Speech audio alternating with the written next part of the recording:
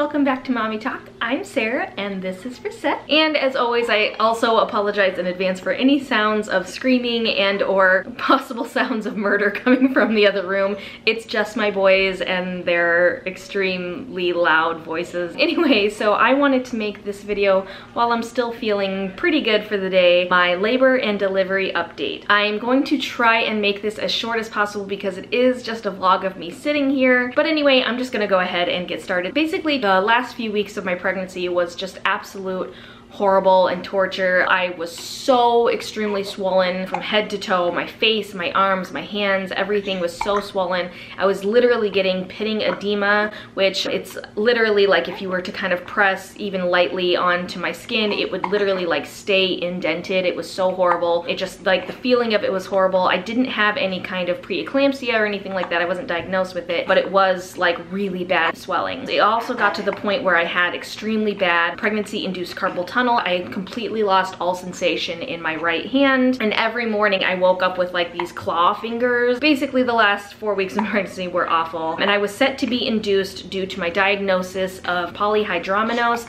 which is basically an abnormal excess amount of fluid. I was measuring so big, she was measuring so big. Sorry, she's got hiccups. Oh, big guys. And so I was set to be induced, and they actually wanted to induce me at like 36 weeks, which honestly, I kind of wish that I had just gone ahead and done that, but I just kept thinking like, oh, I'll just wait like a few more days, or I'll just wait like one more week. Oh, I'll just wait one more week. Oh, I'll just wait like a few more days, whatever. Because I really wanted my body to go into the process naturally of going into labor, and I was very scared at the idea of being induced. I don't know why, but it just like really terrified me to be induced. I'd never been induced before. I didn't know the process. I'd heard that inducement contractions were way worse than natural labor contractions. So I don't know, the idea just kind of terrified me, and I just didn't think that I was mentally prepared to handle it. But it ended up kind of happening anyway, because it got to the point where on my due date, it was like, you can't go any further, you need to be induced. So I was scheduled to be induced, according to my doctor, on the day of my due date, which was September 21st. They told me I was on call for inducement, and basically because I knew ahead of time that I would be having a baby that day,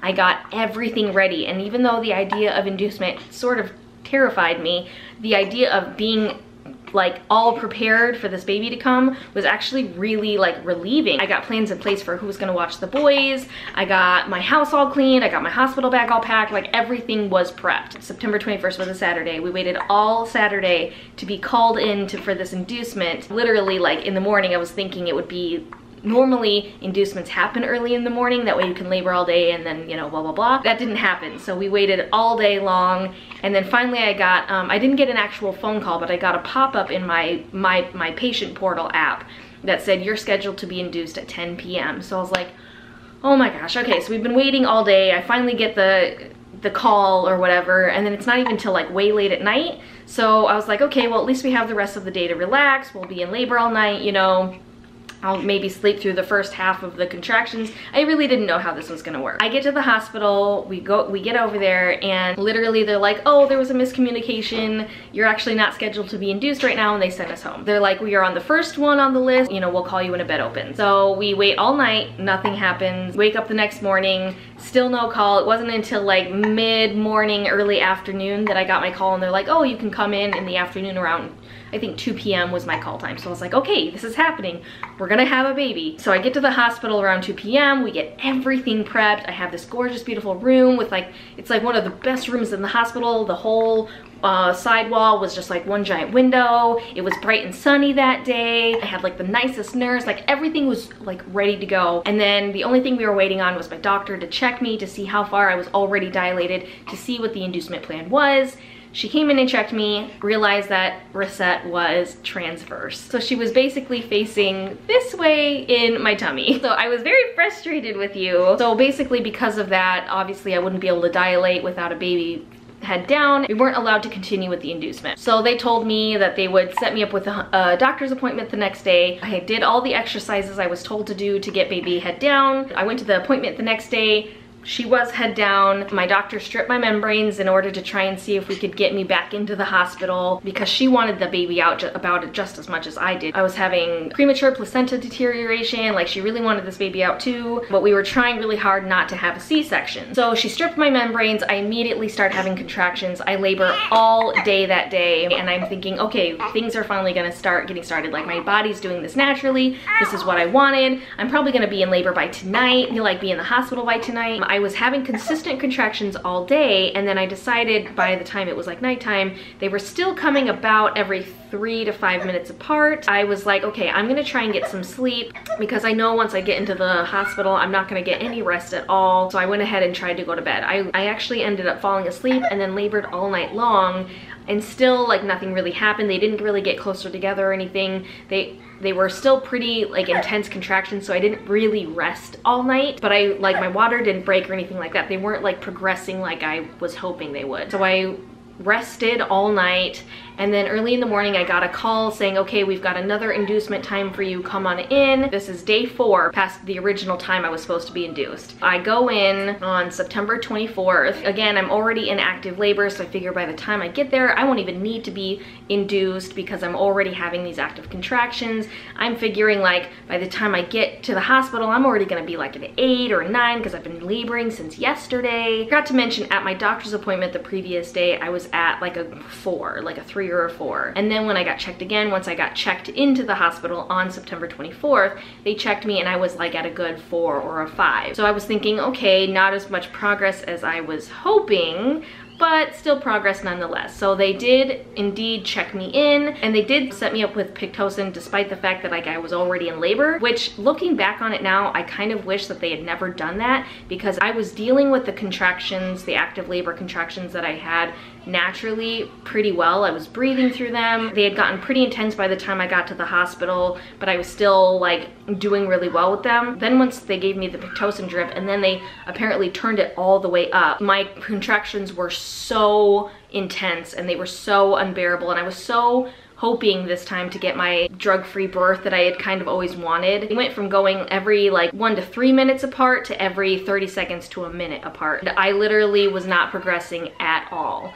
So the fact that I was having contractions about every 30 seconds, they were so intense, they were making me cry. I could barely breathe or talk through them, and I wasn't progressing like at all. And on top of that, I had been there for 2 hours. They really needed to get her heart rate on the monitors because they wanted to make sure that she wasn't getting stressed with the Pitocin contractions, and they could not track her heart rate. Not only due to the fact that I was walking around trying to breathe through my contractions, but also because she kept moving off the monitors every time, and it was just a perfect storm of hard to read stuff. So I finally decided to opt for the epidural, which I got around 4 p.m. And at this point I've been in labor for a day and a half. I'd been at the hospital for about 4 hours. Finally got the epidural, and it only worked on my left side. So my left side was completely numb and my right side felt everything. So it was really weird having contractions that you could only feel on one side. They were really intense contractions, so I still felt the need to breathe through them, but they were more bearable and easier to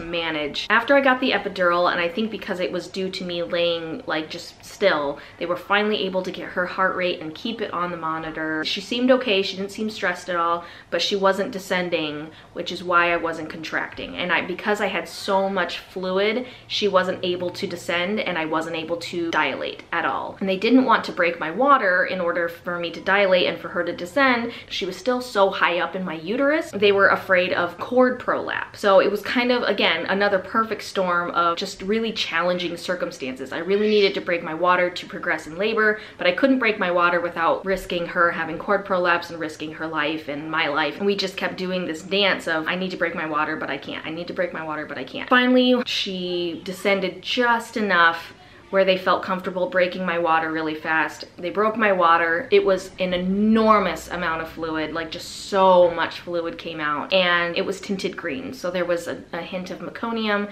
They had to call the special care people to be on call. They said that her heart rate didn't look distressed, but the fact that my water was tinted green, they wanted everyone to be on call just in case there was any kind of respiratory issues. At this point, once my water's broken, I start to dilate really fast. I immediately go from like a 4 or 5 to a 6 to a 7 to an 8, and I'm getting really excited. I'm like, oh my gosh, finally, my labor is finally progressing. I'm gonna have my baby here like within the hour. I go from 5 to an 8 within an hour, and then I go, and then the next hour they check me, I'm a 9. I'm thinking, oh my gosh, one more hour, I'm gonna be a 10. I'm gonna be ready to push. I'm so excited. I love my doctor. She's been there for all of my pregnancies, Parker, Shade and Lyric, and Zuko, and Risette. She's been my primary doctor, but she has never made it to a delivery for my children. She's never been on call like when I go into labor, and she was finally on call, had clinic hours the day that I was supposed to be induced with her, and she was the one monitoring me throughout my whole labor process. And then like right before, like right as I got to a 9, her shift ended, and she's like, I'm sorry, I thought baby would be here by now, but we're gonna transfer you over to this other doctor who's in the rotation. So she still to this day has never been there for the birth of any of my children. But the reason I bring that up is because once they switched over doctors, the new doctor wanted to check me to see where I was at, and she said that I was at a 9, but that my cervix was extremely swollen. They had kind of said something about that, like one of the nurses did, but they didn't think it was that big of a deal at the time. But apparently in between those 2 checks, from the nurse checking me to the new doctor checking me, it had swollen up so badly that they could barely tell that it was just like really bad. And she started to explain to me, like, I've been through so many, you know, hundreds of these births, and I've never seen one of these end in not a C-section. Like basically you're gonna have a C-section. And so that was really devastating to me. To say that I was devastated is a total understatement. I was just upset, and the nurses, I think, could tell that I was really upset, and they said that they were going to try a couple different things, see if they could de-swell basically my cervix so that I was able to have a vaginal birth. So they gave me, through my IV, a very high dose of Benadryl, as well as they said that they were gonna put some like ice packs on my cervix, like just basically trying all these different methods. And the doctor was really skeptical, which actually really upset me at the time. She's like, you know, you can try these things if you want, but I really don't think anything's gonna help, and I'm just very doubtful of them, and you know, I just really think that this is the way it's gonna end. And I just remember being like so frustrated that, you know, it's like, why are you being so skeptical? Like, I'm just like, what are you doing? I'm so upset. I don't want to have a C-section. Another hour goes by, and not only does the methods that we were trying not help with the swelling at all, but apparently my cervix was swelling even more, to the point where I was actually regressing in dilation. So I had made it all the way to a 9, and then I went back to an 8. They figured out that the reason I was swelling so bad is because she was faced transverse. When a baby's born, their head is faced downwards, but she was faced sideways. So she went from facing transverse this way in my uterus to facing head down, but also facing sideways. And she was getting stuck, so every time I was having one of those major intense Pitocin contractions, it was hitting against my cervix for like hours, and every time her head would hit the top of my cervix, it would inflame it and enlarge it and swell it, and basically there was just no way that she was going to come out the natural way. At this point, the Benadryl, which I react very strongly to anyway, had started to set in a very like delirium kind of way. They said that they needed to shave me, which just added insult to injury, because it felt so humiliating having to expose myself to everyone in the room, be shaved down for this emergency C-section. Because I told them that my right side wasn't working for the epidural at all and I could still feel everything, they wanted to make sure that I was completely numb for the C-section. So they started pushing all sorts of pain medications, anti-nausea medications, more Benadryl, like everything that they, like just pushing all sorts of medications in through my IV to make sure that not only was I numb, but also because of the pain medications, I was already starting to feel nauseous. So it was just medication after medication after medication. I was just so upset this whole time. I was so frustrated. I felt so defeated. I couldn't believe this was happening. This is not what I wanted at all. And then I got prepped for the emergency C-section. I barely remember going down, but they wheeled me down to the OR, to the operating room. They drew the curtain, told me to lay my hands by my sides, and I remember being really like out of it. I remember just feeling so frustrated. And then I just remember them saying, we're gonna, you know, there's gonna be a lot of pressure for a minute. And then they started like what felt like them kneading my stomach, And all of a sudden I just remember vomiting like crazy, just vomiting and vomiting and vomiting and vomiting, like so much vomit. And because I couldn't turn to my side, because I kept trying to turn over to vomit, I kept having to vomit up and trying not to suffocate in my own vomit. So it was just a horrible experience. So then I was trying to tilt my head over to the side so that some of it could be, you know, expelled the other way. Then someone grabbed a bag, I remember, and I'm trying to like get the vomit into the bag. Then I asked someone, I said, I can't breathe. So someone grabbed a washcloth and they were trying to wipe away my vomit because I was literally like I said, suffocating in my own vomit.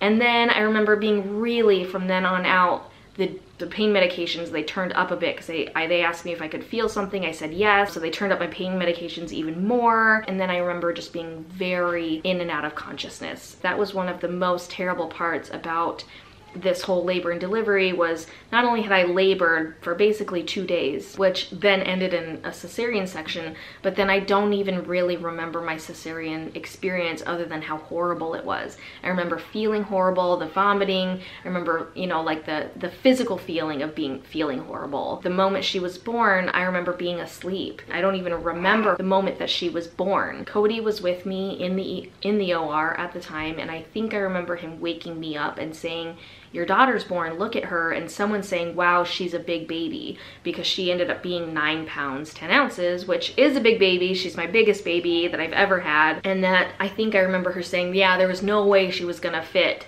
the other way, or something like that. Immediately she started having respiratory issues, so they immediately took her to the newborn station and started working on her. They worked on her for, I guess, like over an hour while I was being stitched up. I couldn't even see her. I didn't even see her. I think they raised her over the curtain, but I couldn't see, and then they immediately took her to the station, so I couldn't see her there. And they worked on her for an hour trying to get her to breathe really well. They couldn't, and then they ended up taking her to the NICU. I don't really remember much about that. I kept trying to wake myself up, but I was just in and out of consciousness. And I think I remember Cody telling me,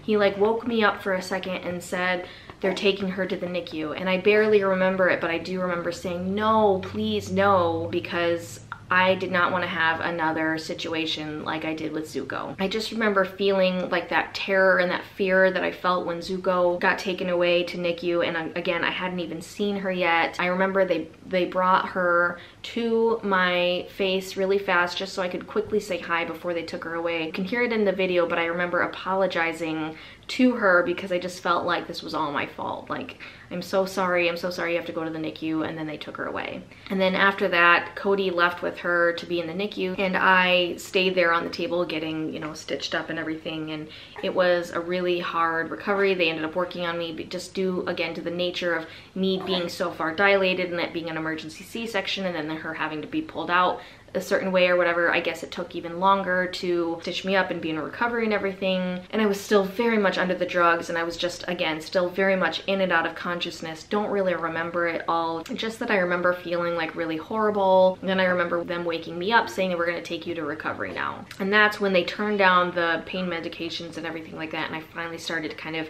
come out of that slightly, that delirium of, you know, pain meds and everything. They put me in a recovery room. They said once I had been there for like an hour, and there was different requirements I had to meet in order to go to the mother baby ward. They would wheel me up to the NICU just to see her for a few moments before I had to be taken to mother baby. My mom and Cody was there. They had both gotten to see Risette at that point. She had been in NICU, she'd been on CPAP. Then once I was done with my recovery period, they wheeled me up to NICU, and she was in the incubator. And you can see from this image here, this is when I finally got to see her really for the first time after she was born. I only got to stay for a few moments before they had to wheel me away. I literally just got to touch her hand for a few moments, and then they said, okay, it's time to go. I ended up being taken down to mother baby. I really wanted to see her again because I was so upset that she was in NICU and I was down there. And they said the requirements for you to be able to go see her again, you need to be able to get up and walk by yourself. So I had gone basically a whole day of not seeing her. And then that night, they said, let's try and get you up to go to the bathroom. So I was like, okay, because I really wanted to see my daughter. I was going to do anything I could at all costs to be able to do that, to meet their requirements and go see her. So I got up and walked to the bathroom, which is only a few feet away from my bed, and I felt okay. And then I remember the nurse saying she needed to grab something, so she left, which the door to leave was right outside the bathroom. And so I kind of rounded the corner and I said to Cody, I need you to take me to the NICU. He woke up and then I said, oh no, I'm going to pass out. And there was a chair right there, and had the chair not been there, I probably would have just fallen right on the floor. And I kind of just flopped down on the chair and then blacked out. So they told me I couldn't go see her that night, and I had to wait another full night to be able to go up to NICU to see her. And then it was another couple days that she spent in the NICU before she was finally able to come back down in the room with me, and we finally were reunited, and I was able to nurse her, you know, from the breast instead of pumping, which I had been doing at that point. We spent the rest of the time during my hospital stay rooming together, thankfully. So thankfully her NICU stay was not that long. I stayed in the hospital for just about a week, but my recovery has been really horrible since then, and I'll get into that more later in my 1 month update, which should be coming out soon, shortly after this video. I just really wanted to quickly go over like my labor and delivery, but that's basically the main events of all of my labor and delivery of my daughter Risette. And she was worth it all. She's so perfect and she's wonderful and she's such a good baby, and I love her so much. It's just been, you know, such a blessing to have her here. But the labor and delivery experience itself was definitely nothing of what I was anticipating or hoping for or just wanting at all. And it's still honestly a very much a topic of confliction within me. I think I have a lot of processing still left to do. There's a lot of frustration and anger that I feel when I think about the experience, and just so different than how I was kind of hoping it would be, because I was hoping for a really empowering experience, but instead it was basically just like the pregnancy journey that kind of led me there, which was just really hard and challenging and not at all what I was hoping for or wanting. But regardless, I have my daughter. She's here safe and sound with me, and the experience of having her in my life so far has been nothing short of amazing. So anyway, thank you guys so much for watching. Let me know if you guys have any other questions about my labor and delivery experience or her, and I will see you guys in my next video. Okay, bye guys.